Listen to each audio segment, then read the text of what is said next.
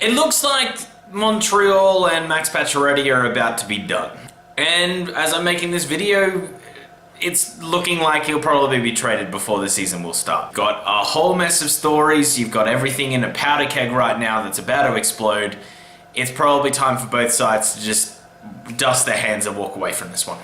How did we get to here? Well, it all starts in August 2012. Pacioretty coming off his first real season in the NHL. He started there, didn't have to go down to the Bulldogs, ended up lighting the lamp massively and got over 30 goals that season and was pretty close to point a game. It was only 12 points off. So really good first season in the NHL. The end of this year, his contract was up, so Montreal needed to re-sign him. Now he was only able to really hit these numbers once as being an AHL player to start off with and then moving to the NHL. It meant that Montreal wasn't entirely sure that he was going to be able to do this again, although you can clearly tell the skill set was there. So they signed him for a long-term deal for 6 years at $4.5 million. He definitely could have got more, but he decided that, hey, Montreal's winning, because they were at the time. They were on the up and up. I mean, Carey Price, PK Subban was still there at the time. There were lots of good stories that made you think that Montreal was probably going to be challenging for a cup in the next few years from Pacioretty signing that contract. But he always had the mindset of, well, I'll take the pay cut now because I'm unproven for 1 year, but, you know, when I'm 29, if I can do this over a long stretch of time, I'm going to get paid. That's where we come to now.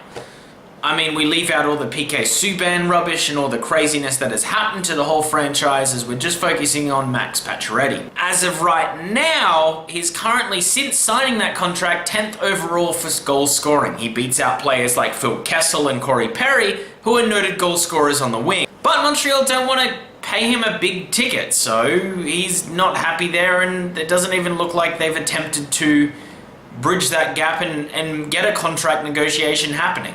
So all last year as part of trade rumors, but they didn't obviously squash that internally. And at the draft, it almost looked like he was traded to the Kings, however they couldn't get a contract deal in place for him. So that brings us to a few days ago.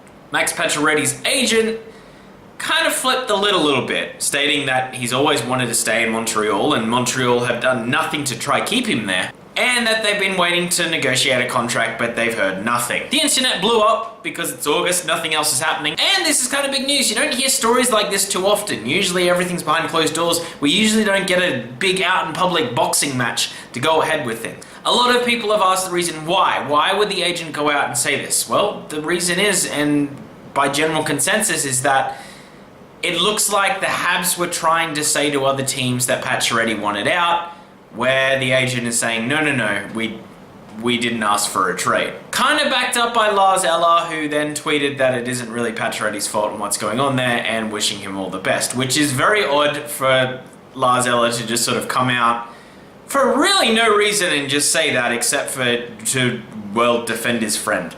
So yet again, we're at the point where the Montreal Canadiens are screwing the pooch. They've mismanaged a player again.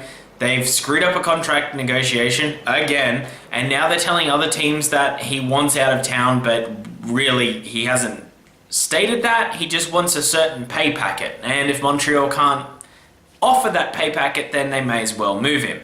That's not asking for a trade. That's just logical sense. I'm worth this much.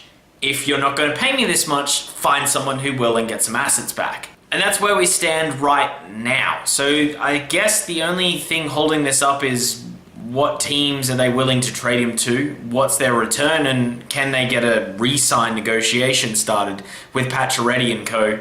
so they can start the season with a new franchise? But that's honestly where it's looking. I don't see how Pacioretty starts as a Montreal Canadian. It might be a Duchesne sort of situation.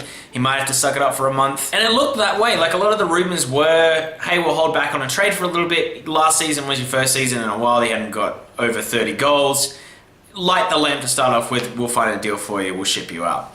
But now a lot of French journalists have sort of come out to say that a trade is nigh. It's pretty much here. Now, I'm not sure by how factual the French media is, mostly because I don't speak Francais. But where there's smoke, there's fire. There's enough of them that it's kind of like, oh boy, he's out of town. If I'm to pass a little bit of wisdom from It's a Hockey Night to Marc Bergevin, you suck at one-for-one trades.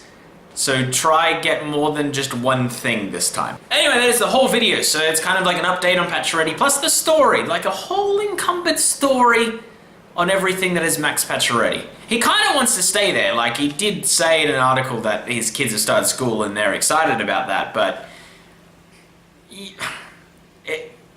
I feel like that's just media stuff. Like, it's like, yeah, I gotta tell the media I kind of want to stay, but they're not gonna pay me what I'm worth. So adios amigo. Anyway guys, that is the whole video. If you did like this video, hit the like button. Comment down below, what do you think? Do you think he'll stay? Do you think he'll go? Where's he going to be traded? What do you think the whole overall thing? I have a feeling Columbus is going to be somewhere involved. They got Panarin, another player doesn't want to stay.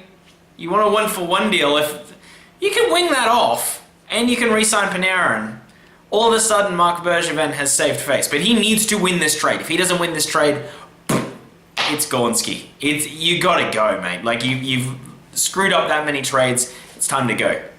And if you did like everything that I said, hit the subscribe button down there. It helps me out. Also, we have merch. It's a hockey night. It's a hoodie. It's very warm hoodie. It's still winter in Australia.